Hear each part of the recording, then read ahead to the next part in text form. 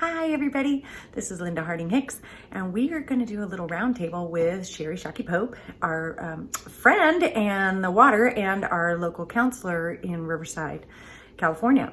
So we're going to talk about 5 things to help you get over your anxiety and depression in a really healthy way, and ask her some questions about how to do this the right way.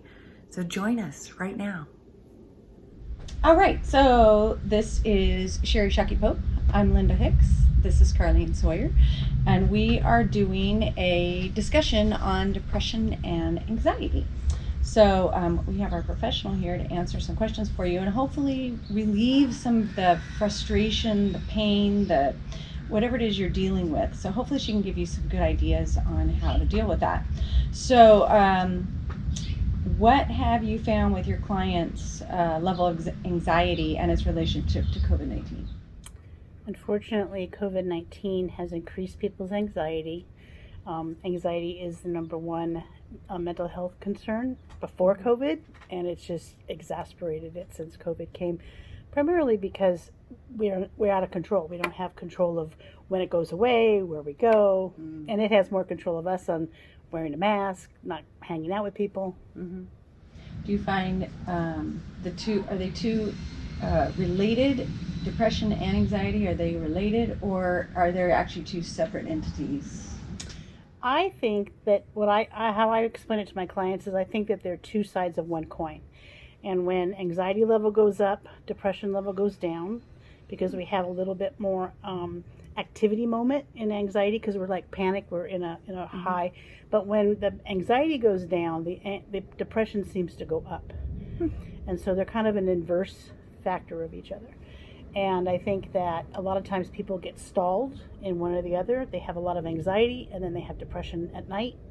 And so it's just creating havoc on a lot of people. Let's see. What are some of the strategies for dealing with these issues? Well, first and foremost, getting up in the morning, taking a shower, actually putting on real clothes. Pajama sales went up 37% because when COVID hit. Yeah, because people were like, oh, wow, it's fun. Let's just get in our jammies. And so people don't get dressed. They don't shower every day like they would normally.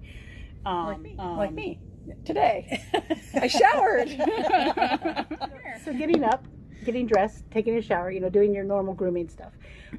As you know, exercise is huge. Exercise maintains hormones like probably nothing other. It's equal to medication. If people are taking their medication, they need to be taking medication on a regular basis. But exercise is just is great. Even just 30 minutes. And they could walk around their living room for 30 minutes. Put on some great tunes and just walk around your living room. Being outside in the sun, getting some sun. If they can't do that, if they can walk their little selves to their mailbox and then walk themselves back and do it 10 times.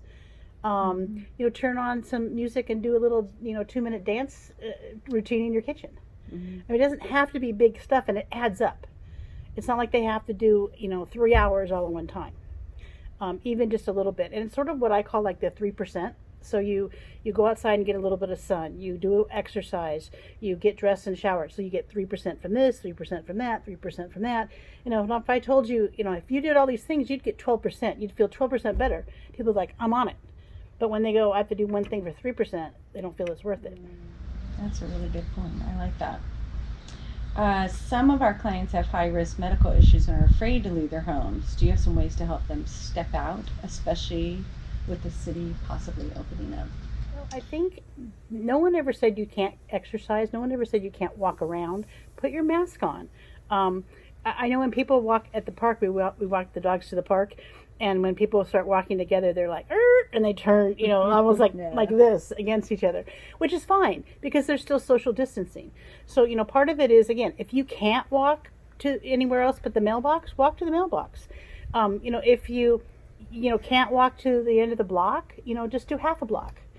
Part of it is just doing it, and part of it is pairing it maybe with something that you like. Like if you really like some TV show, it's like, okay, I'll walk to the end of the block twice before I let myself watch the TV.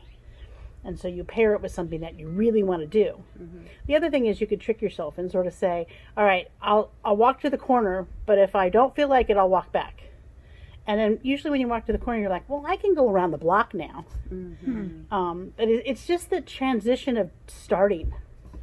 It's like I have to put my shoes on, which means I have to find my socks, and then it's hot. I got to find my hat. Oh, I should put sunscreen on. And they become, oh, I have to do this, and then I have to do that, and then it's like, oh, my God. Yeah. And do it early in the morning or late in the night because it is hot right now. I mean, we're going to go back into a heat wave, so it's icky. Yeah. Can you clinically explain how exercise helps them overcome the anxiety and depression? So anxiety raises your cortisol level and your adrenaline level. So there are two hormones that manage anxiety.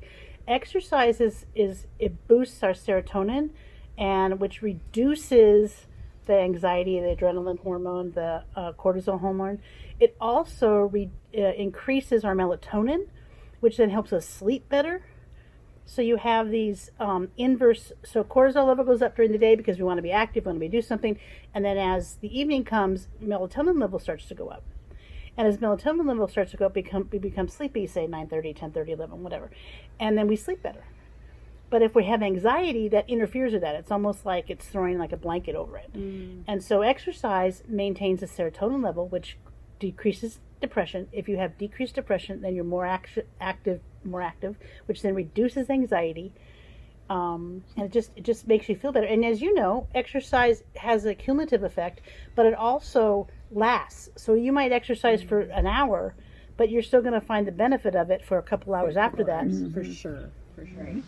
I totally agree with that. Because I've noticed too, as the clients who are moving, that is the first thing I hear from them is that they feel so much better. They feel so much better. Yeah. And I think that's definitely the brain interaction with the positivity of the exercise that you're doing. Yeah. Well, you're sleeping better. You wake up and your joints are not sore. You can't barely get out of bed. I mean, if you don't do anything, you get stiff. Yeah. And it just gets worse and worse. Yeah.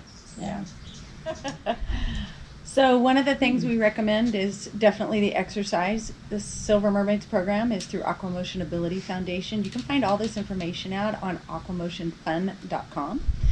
We have all kinds of levels within the program, so you can modify it to your ability. You can also go to YouTube on Aquamotion Ability Foundation and get all our videos that we have produced through this entire COVID experiment. So we have 6 months worth of videos that are free. So, and you can go to balance and strength. You can go to cardio. You can pick a folder and do the workout for you. You know what? It doesn't matter if you just do 5 minutes of it.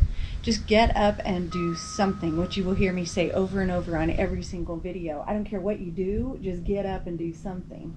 So, and I really think you'll feel better, you'll feel more positive, and we have a counselor right here telling you about the amazing benefits of all of this. So, and reach out and call people. She's with Central Counseling. If you need extra counseling, give them a call. They are there to help you. They are still there. They've been here this whole time through the COVID experiment. So reach out and get help. Don't just bury yourself in your house, because we're here. We're all here. Thank you very much. I appreciate you guys being here. And all of you have a great day, and thanks for being here.